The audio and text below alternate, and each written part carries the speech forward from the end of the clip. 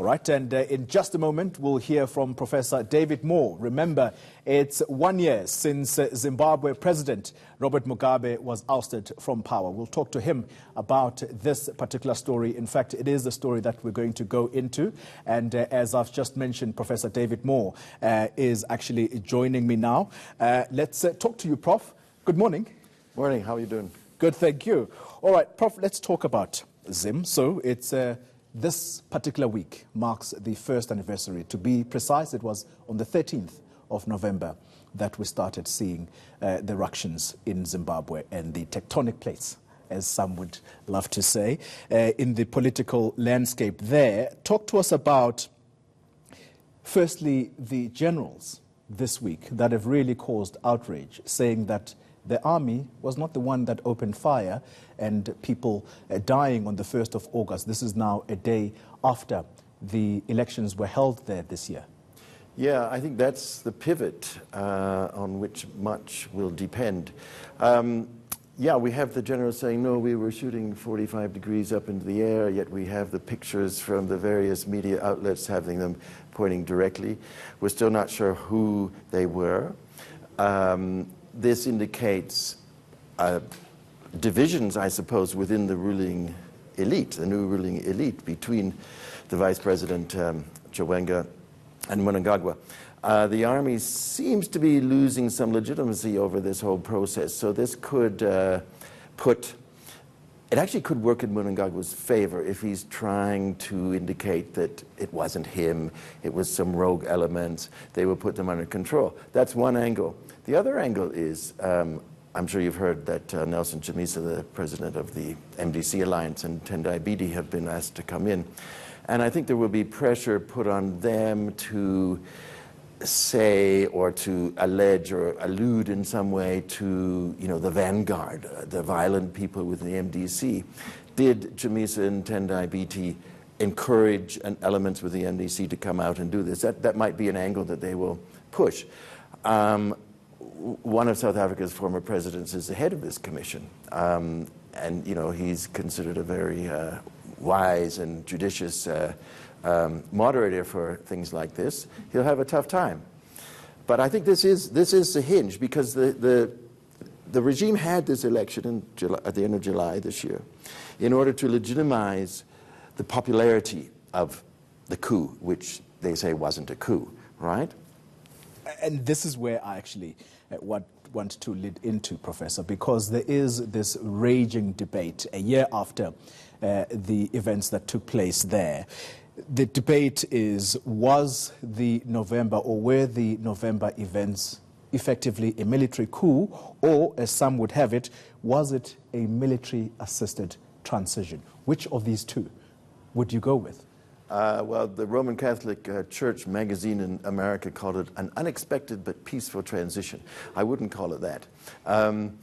I would say it was a coup. Soldiers were in the streets. There were people killed. There was a battle between the police, which was on the other side of the factions, the G40 factions, the Generation 40 faction, which was aligned with Grace Mugabe and Jonathan Moyo. By the way, Professor Moyo, he argues that there never was an existence of a G40.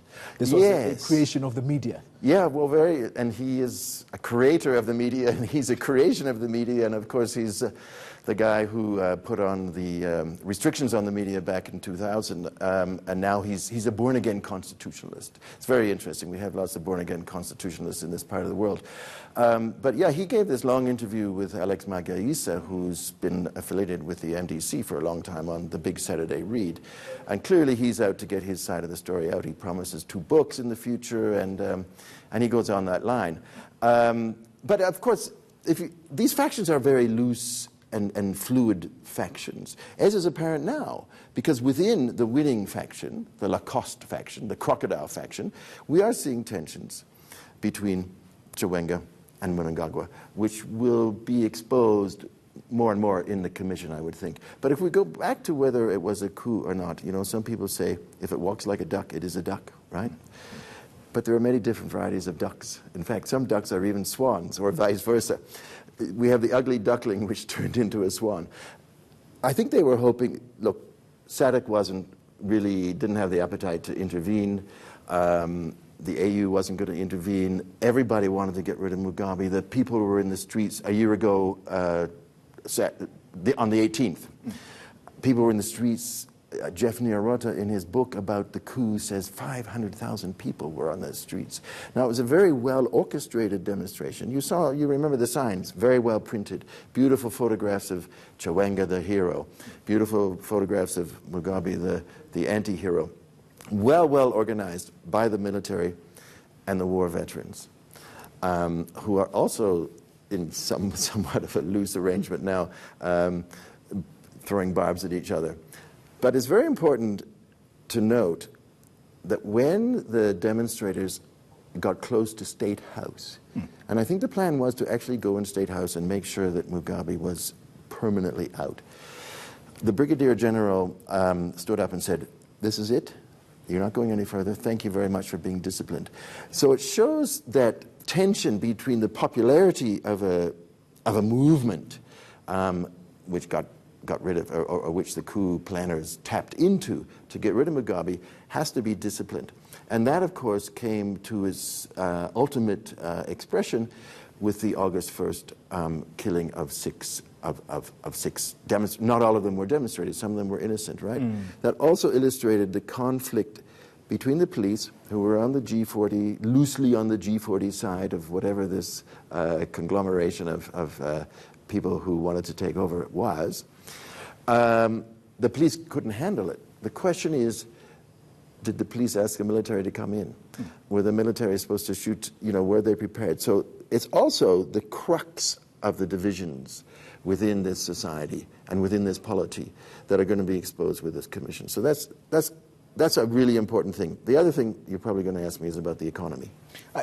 I'm going to get to the economy, but also very quickly, Prof.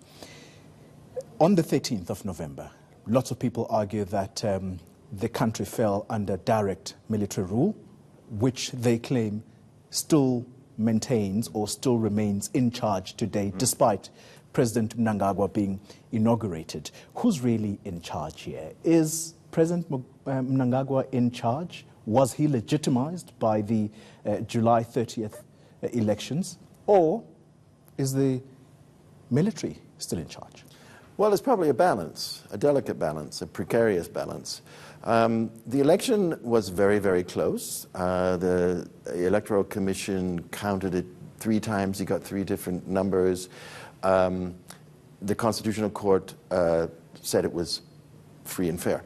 They did rely an awful lot on numbers, whereas people who were in the rural areas talked a lot about ununiformed military, the chiefs under the control of ZANU-PF and that sort of thing. I think there should have been much more about the pre-election stakes. Everybody was saying, yeah, these are the freest elections we've ever had, and so on, which they probably were, but there were a lot of problems. Some of the problems also were that the MDC was not prepared at the constituency level to have members of parliament elected. So there was a weakness there. So MDC had weakness in the rural areas and even the urban constituencies. They concentrated on the presidential focus. So everything kind of hinged on the very, very close race between the 2 presidents. That Constitutional Court, whether you believe it's a legitimate Constitutional Court or not, or just, the ZANU-PF appointees, it's ruled. The MDC is, I think, at loose ends how to tackle the question, should we keep challenging these elections? Should we say that Chamisa is the real president, much like the Kenyan sort of scenario? Legitimacy, I think people are just kind of fed up with the politics. They want the economy to get going. They want the promises of currency that people can actually get a hold of. Yeah. The promises of open for business, which the business people have been hoping for, will they open up? Who's in charge? Perhaps still the international community has a lot to say, because you will remember very well, the ambassador from England was openly in favor of Mnangagwa, right? Hoping that he could pull it off. There was talk about a government of national unity after this coup. That disappeared. I guess the ZANU-PF people just wanted to grab everything they could get instead of sharing. But again, especially because of the August 1st events, that legitimacy did not make it into the international circles. So there's still sanctions from the USA. The EU gave a pretty a difficult report about the elections. So it's difficult on all angles, international and local. I think it would be very difficult for people to have large demonstrations again because they remember what happened on August 1st. The question for the MDC, I think, is when to stop pushing the legitimacy line and when to accept somewhat of a partner role. Would it be a coalition? Would it be just easing off? If the MDC said, okay, we're going to bite the bullet and try and cooperate with this regime, and if it's apparent that the MDC is complicit with efforts that get the economy going again, they might be able to take some credit for that. If they still, and it actually goes back even to the GNU back in 2009, when there was Morgan Tsvangirai sometimes would say, release the sanctions. Then at other times he'd say, no, we want the sanctions. And so the economy didn't get loosened up the way it could have, because American investment was still, there was lots of trade going on with America still, but investment would not come through. So projects like Tendai Biti, who's an MDC guy, right? He was then finance minister during the government of national unity. He had plans with the World Bank to put in a whole new sanitation system, that infrastructure, but they couldn't do it because Americans could not get contracts to work in Zimbabwe. So if the sanctions are released, and the other question is if the currency liquidity issue can be solved, and that's going to be a real tough one. If the MDC, it's a gamble, it might not work. But if the MDC was seen as cooperating with a system that improved the economy, that could do them well for 2023, the next election. They have to start thinking really, really hard about 2023 to get credible policies, to look mature and wise, at the same time not giving too much legitimacy to what still remains a coup and what could get even worse if the two masterminds of the coup can't come back together again. Professor David Moore, thank you very much for giving us those insights. Thank you very much indeed for having come through. Professor David Moore, he is with the University of Johannesburg.